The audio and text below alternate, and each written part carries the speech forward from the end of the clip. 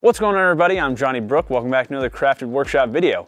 In this video, I'm going to show you how to build this walnut and steel conference table. Now, if you don't need a conference table, you could easily scale it up or down to be a dining table, a desk, a hall table, all kinds of things. And the build article will have a SketchUp file as well as a cut list in case you want to build one of these for yourselves. Also, before we get started, I want to mention that my friends at Acme Tools are sponsoring this video. Almost all the tools I use for this project are available from Acme, and I'll have links to those tools in the video description, as well as the build article in case you want to use them and help support me and support my future projects. All right, with that said, let's go ahead and get started.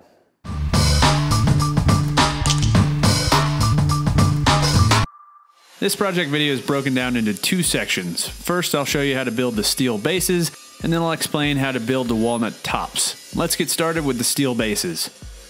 The first step is to break down the steel tubing for the bases. I needed roughly 8 10-foot lengths of 1-inch 16-gauge square tubing for this build. The dimensions of the final bases are 76 inches long, 26 inches tall, and 18 inches deep, and the bases will have 3-inch casters installed on them. When breaking down steel like this, it's a great idea to use a technique called gang cutting, where you cut multiple pieces at once. This results in pieces that are exactly the same length, which will keep your final bases from wobbling. After cutting the pieces, I gave them a quick grind on the belt sander to remove any burrs that might get in the way of welding, and then I moved on to welding the bases. To assemble the bases, the first section I assembled was the top apron. This top section is made up of 2 long rails connected by 3 shorter rails. These are all simple 90-degree welds. Weld the 4 corners, then add the center short rail. Next, weld the legs together. Each leg is held together by a stretcher to keep the legs rigid. This stretcher is roughly 6 inches from the bottom of the legs. After welding the legs, I went ahead and ground down the welds since it's much easier to grind them now while they're flat on my work table. After assembling the legs, attach them to either end of the top section of the base. These welding magnets are really helpful if you work mostly with 90-degree angles. When the legs are secured, the next step is to add the long center stretcher. This will add a lot of lateral stability to the legs, and this is welded to the center of the leg stretchers. The last structural piece on the base is this center support piece. Since the span of the bases are so long, there was a small amount of flex in the bases without this piece. If you're using thicker steel, this probably won't be necessary, but I thought it was a good idea to add it to my bases. Attach this piece to the center short rail and the bottom long stretcher. The final metal pieces to add to the bases are the brackets, which will be used to attach the bases to the walnut tops. I made these from 11-gauge angle iron. If I had to do it over again, I would probably try to find some thinner angle iron, maybe 16-gauge if I could find it, since welding these 2 differing thicknesses of steel was a little tricky. When drilling the mounting holes in these brackets, I used a bit that was about 1/8 of an inch larger than the screws I used to attach to the top. You need to add this small amount of wiggle room to account for the wooden tops expanding and contracting seasonally. In total, I welded 7 support brackets on each frame.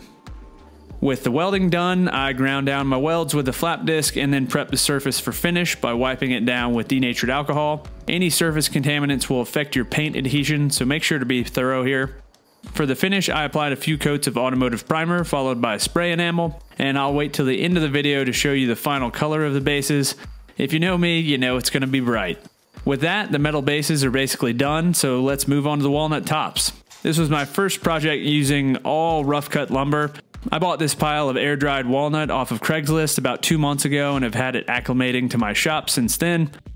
I sorted through the pile and picked about 6 boards to make up my tops. This walnut is 5/4 thick, which is a little over 1 inch, and varies in width from 6 inches up to around 10 inches for the most part. My jointer has a max capacity of 8 inches, so on a few pieces I had to skip plane the boards, joint one edge, rip off the waste material on the table saw, and then I could fit it on my jointer. I got lucky and all the pieces except for one ended up fitting my jointer after cleaning them up a little bit. I did have to rip one of the boards in half to be able to fit it on my jointer since it was about 1 foot wide even after cleaning it up. I ended up dimensioning my boards in 2 stages. In the first stage, I brought them down from rough down to about 1 inch thick. Then I let them rest for about a week in case they wanted to bow or warp on me, and then brought them down to their final dimensions, roughly 3/4 of an inch thick. After the boards were to their final dimensions, it was time to join the boards. Just like the bases, I built 2 separate tops for this conference table. Each top is roughly 22 inches wide by 84 inches long, with breadboard ends on each top. To join the boards into a panel, I used a Festool Domino XL. This was my first project using the XL, and I must say the efficiency I've gained is pretty incredible. The first step in the panel assembly is to lay out where to cut the mortises for the dominoes. This is also a good opportunity to make sure your boards are gap free. If they aren't, make sure to pass them over the joiner again to really flush up those panels. The last thing you want is gaps in your tabletop. If you don't have a domino, you can just as easily use a biscuit joiner for the panel glue up. The biscuits or dominoes aren't really adding any kind of structural strength here, they're just for alignment. If you're really brave, you can even forego any sort of alignment pieces, but this is kind of risky. When you're gluing up panels like this, the boards are going to want to slip around along the glue line, and some kind of alignment aid, whether that's dominoes, biscuits, or dowels, is extremely helpful. For the glue up, you want to make sure you have plenty of clamps available. Apply glue along the entire joint, making sure your pieces are gap free, and apply clamping pressure. You want a nice line of glue squeeze out along each joint. Give the glue about 30 minutes to dry a little bit and then scrape off any excess squeeze out. It'll be much harder to remove this once it's totally dry. After your panels are finished setting up, trim the ends square. You can use a circular saw with a straight edge for this or a track saw. You want to make sure your ends are perfectly square, so really take your time here. Once the ends of your tops are squared up, it's time to figure out how you're going to install your breadboard ends. In my case, I'm once again calling upon the Domino XL. The tool makes really quick work of creating the mortises for the breadboards. If you don't have access to a domino, there are a bunch of options for installing breadboard ends. You can use a router to create a mortise and tenon joint, you can cut a large sliding dovetail, you can use a tongue and groove joint, and you can even use dowels if you cut some of them loosely to allow for movement. The whole point of a breadboard end is to allow the top to expand and contract during the changing of the seasons while keeping the ends of the top flush. The tops will mostly move horizontally along their width, not really as much along the length of their tops. To account for this movement, breadboard ends need to have some sort of path for this movement to occur. When you see people installing breadboard ends using pocket holes, this is a recipe for potential disaster. The top won't really have room to move, and this can end up leading to cracking. The domino makes this pretty easy as it has two settings when cutting mortises, tight and loose. For breadboard ends, you cut tight mortises into the top, and then cut a combination of tight and loose mortises into the breadboards. For a great explanation of this, check out Brian McCauley's video on using a domino to install breadboard ends. I'll have a link to this in the video description. With the mortises cut into your top, glue in the tenons. Once you've installed the tenons on the top, transfer these lines to the breadboards and cut your mortises into the breadboards. I decided to draw bore my breadboard ends onto the tops. This process uses dowels to pull the breadboard ends tight to the top. You accomplish this by drilling holes in the breadboards and then drilling holes in the tenons. And when you drill the holes in the tenons, you drill the hole about 1/16 of an inch closer to the top. When you pound in the dowel to this misaligned hole, the misalignment will pull the breadboard towards the top, closing up that gap. To help guide the dowels in the holes, I also slightly sharpen the ends of my dowels to help them go into the offset holes. One note on draw boring breadboard ends, you also want to widen your holes in your tenons to allow for movement. You can see me rocking the drill back and forth to widen the holes.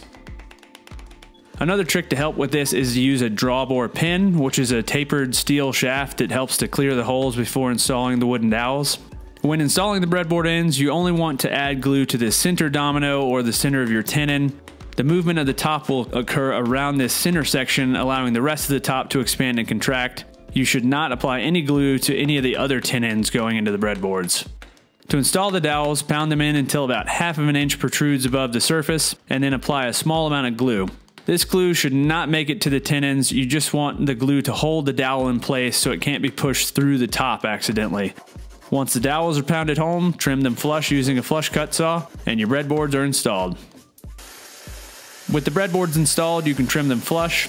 I leave my breadboards slightly long to allow for any misalignment that might happen during installation, and I trim them flush with a track saw and a table saw. With the tops of their final size, it's time to prep for finish. I filled any knot holes or other surface imperfections with Timbermate, a water-based wood filler, and after filling any holes, I sanded the top with 80 grit sandpaper and then chamfered the edges of the top and bottom using a router and a chamfer bit. I also slightly rounded the corners with a file. I continued working my way through the grits, going to 120 grit, then finishing with 180 grit, and once I finished sanding, I wiped the tops down with mineral spirits since I'm using an oil-based finish. For the finish, I'm using General Finishes Seal-A-Cell for my first coat, then following that up with 3 coats of General Finishes Armor Seal. There are some differing opinions online about whether Seal-A-Cell is really necessary, but General Finishes claims it can help to bring out the grain on highly figured wood, and I'd say that I agree. The grain on the finished tops is absolutely incredible.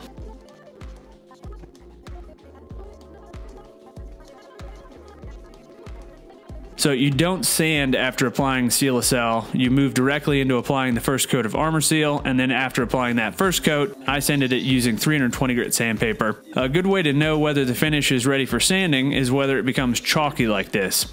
That means it's dried enough to recoat. After sanding, wipe down with mineral spirits again and apply another coat.